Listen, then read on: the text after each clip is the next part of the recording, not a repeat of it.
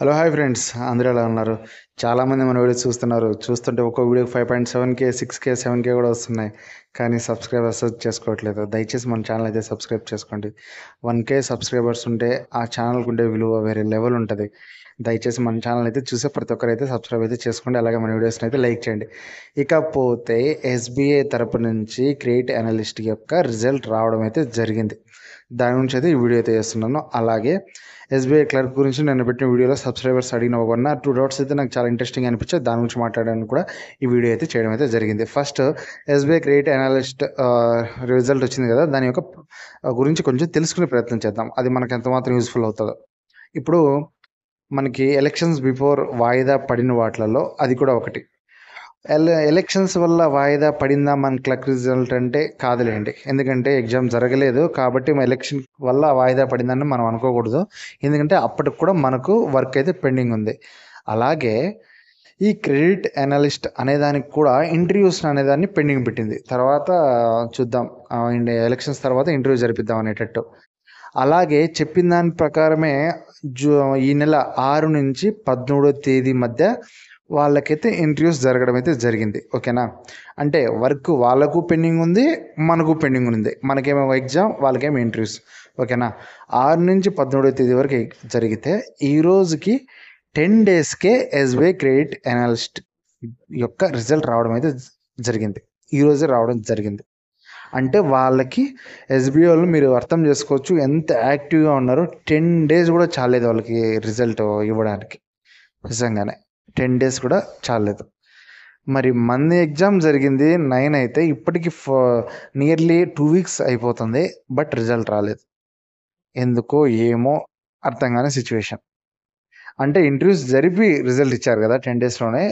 ఉన్నది చిన్న ఎగ్జామే కదా, మరి రిజల్ట్ ఎందుకు ఇంత డిలే అవుతుందో అంటే $1 మిలియన్ క్వశ్చన్. నిజంగానే 25th లోపు అనిల్ అగర్వాల్ సార్ చెప్పినట్టు వస్తుందేమో చూడాలి. నిజంగానే అంతకుమించి వేరే ఆప్షన్ ఏం లేదు మన దగ్గర.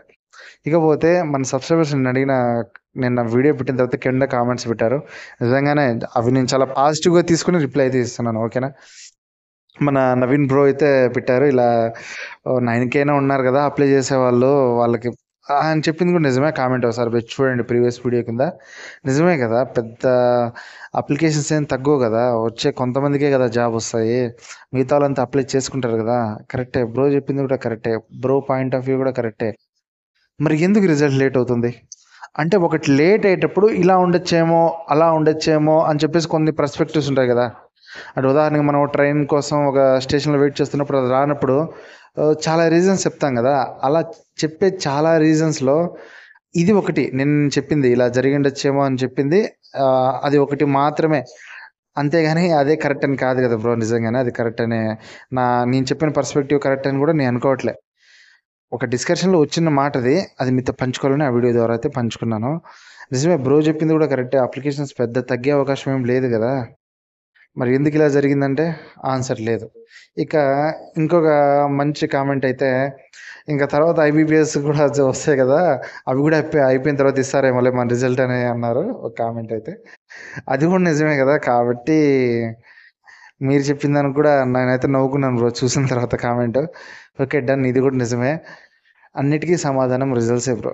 మీరు పెట్టే కామెంట్కైనా నేను చెప్పే వీడియోకైనా సమాధానం అయితే రిజల్ట్. ఇంతకుమించి వేరైతే ఏం లేదు.